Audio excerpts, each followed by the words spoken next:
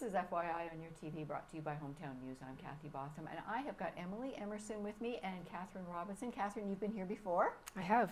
You yes. are here to talk about, you're here with Connect Well, Mm-hmm. but May is Hearing and Speech Month, so we're here to talk about that. You are both speech language pathologists. Yes. Okay, what is that?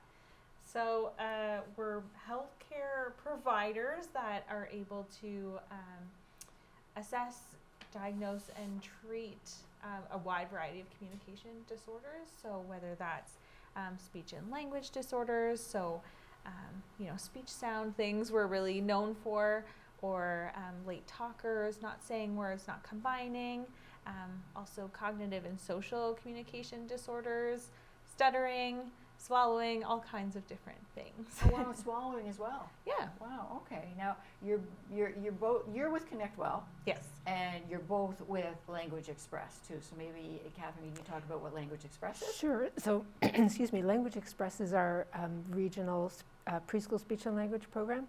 So we provide service free of charge to families from birth until the time they start school. So we have speech language pathologists all over Lanark, Leeds, and Grenville provide that service. Yeah. Okay. And with Connect Well too, with Language Express, that's birth to they go to school. Yeah. Connect Well has other services as people grow as well too. Yeah. So at Connect Well, we're a partner agency of Language Express. So a lot of our services are through Language Express, but Connect Well does have some additional support for people diagnosed with autism. So we do have a fee-for-service program for children until the age of 18, and we also do consult with some of the Ontario Autism programs like Entry to School. Okay, now Connect Well comes to FYI every month, and we talk about different things. We had you come this month because May is Speech and Hearing Month too. Mm-hmm. So can we talk about what that is? It's an awareness program? Yeah, so it's a Canada-wide awareness program to just try to raise awareness of the fact that a lot of Canadians have struggles with their communication skills, and we know that in kids it's like 10 to 15% of preschoolers would benefit from some help with their communication development, and also to promote the profession and the fact that there are supports out there. Okay, and so we've got you here. We're going to talk about Speech and Hearing Month awareness type things too. Let's talk specifically the youngsters, babies, and until they go to school. What milestones should families be looking for? So we do have lots of milestones on our website for each age category. So it's language-express.com.ca. And there are lots of resources there in terms of milestones, but we also have on that website a communication checkup, which parents can go through for their child of a specific age, and it will give recommendations in terms of what you should be looking for and if a referral to our services is recommended. Okay, now babies get hearing tests. Like I see babies going in their little car seats and everything like that. So they don't need to be speaking yet to be able to know whether they're hearing.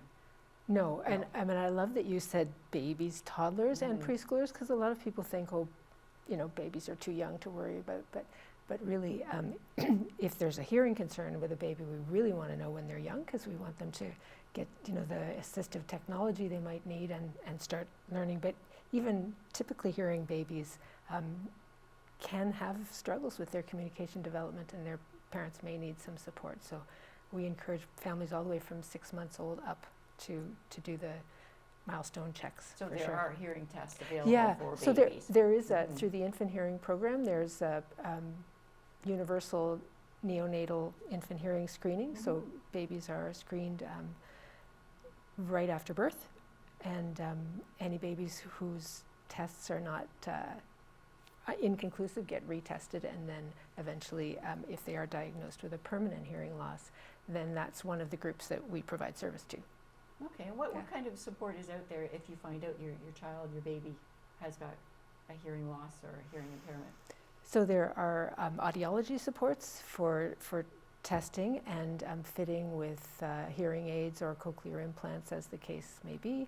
And also there are services for through Language Express for spoken language development, and there are also services through another agency called Silent Voice for families who choose sign language.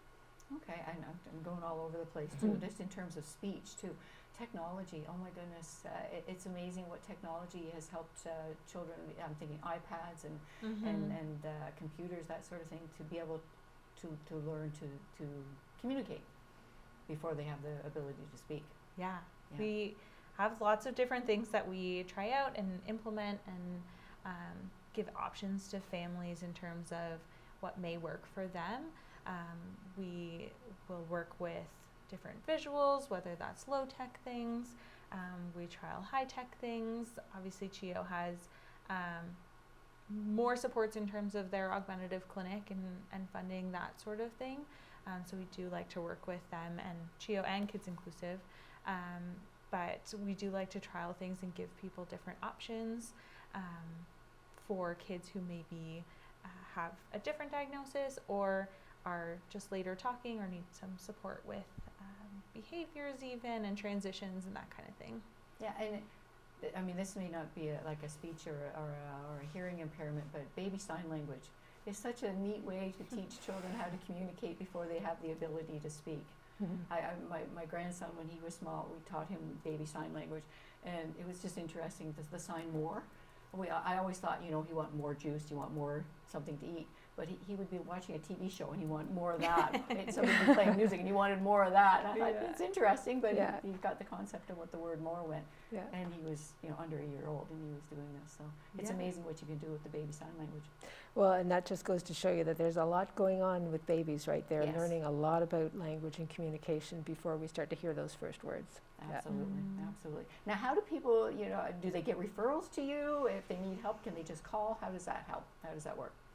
Yeah, so parents can self-refer their child, so it can either be online through the website. The communication checkup will kind of link to sending through a referral, or they can call our office and do the referral over the phone. You don't need a doctor's referral or anything like that, which is nice, so you can kind of get on the wait list, and once we have availability in that area, we can start with an assessment and then go right into treatment after that. Okay. And I'm thinking some people, it's hard to compare your child to even another child that you have or a child that you know too. Different milestones happen at different times in children's lives as well too. That's true. But one of the things that we can do is just make sure that parents have all the tools and all the information and strategies that they might need to support their child no matter where they're at. So really, because we work with such young children, most of what we do is work with parents. We're coaching and educating and providing information to parents so that they can learn to be their child's first communication teacher, really. Absolutely. Now, the developmental stage, I'm going back like 40 years of college here. Developmental stage, what ages are that? 2 till? It's important for your child to learn. They learn the most in the developmental stage. That's where I was trying to remember going. So those preschool years, I mean, right from birth to school entry is probably they learn the most. Hugest amount of brain development of your lifetime. So it's important if you find they need some help, that's when you get the help too. Absolutely. All right, so May is Speech and Hearing Month in May. It's in Canada. And is there anything else you'd like people to know about? Maybe we could just repeat our website and phone number. Absolutely. Oh, I was going to get you to how we're going to get a hold of you. So okay, we good. Can do that. So it's language-express.ca, and the number is 888-503-8885. And that's you'll get a real live person who you can ask questions and make a referral on the phone as well. Now, do you have a space that people could go to visit as well? Or? Our main office is here in Smiths Falls, in the Health Unit building, but we also have offices in Carleton Place, Perth, Gananoque, Brockville, Lanark, and Kemptville. And Kemptville, yeah. Yeah. I mean, ConnectWell does so many things. We're just here talking about a small Mm-hmm. little bit of under the umbrella that ConnectWell does too. Mhm. So it's amazing what everybody at ConnectWell does as well too. Yeah.